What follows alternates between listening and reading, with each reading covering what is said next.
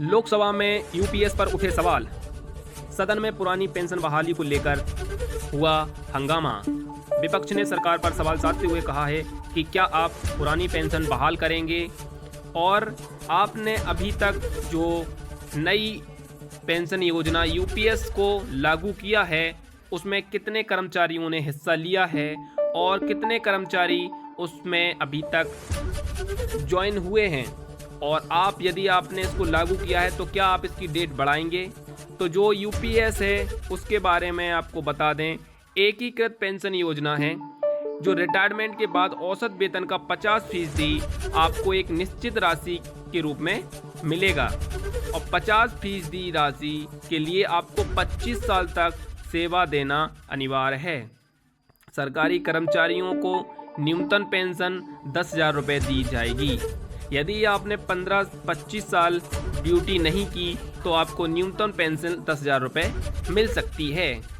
इसके बाद सदन में जो वित्त मंत्री थे, राज्य मंत्री पंकज चौधरी जी, उनसे पूछा गया, पंकज चौधरी से पूछा क्या सरकार ने कर्मचारियों को एकीकृत पेंशन योजना दी है तो कितने कर्मचारियों ने उसमें हिस्सा लिया है और क्या सरकार इसकी तारीख और इस योजना में कुछ चीज़ें बढ़ाने जा रही है और इसकी समय सीमा आप बढ़ाने जा रहे हैं।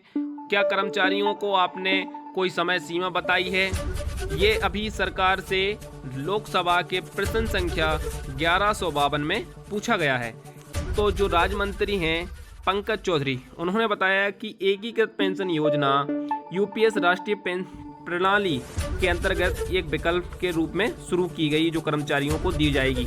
एनपीएस के अंतर्गत आने का उद्देश्य कर्मचारियों को सुनिश्चित भुगतान प्रदान करना है। कर्मचारियों और संघों से प्राप्त आवेदनों के आधार पर यूपीएस चुनने की अंतिम तिथि 3 महीने की अवधि के लिए बढ़ा दी गई है।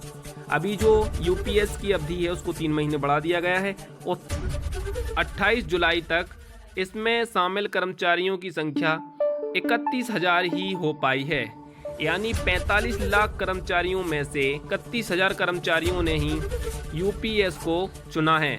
तो आप देख सकते हैं कि बहुत कम कर्मचारी हैं जिन्होंने यूपीएस को चुना है और सरकार अभी तक यूपीएस को ही लागू करने की योजना बना रही है।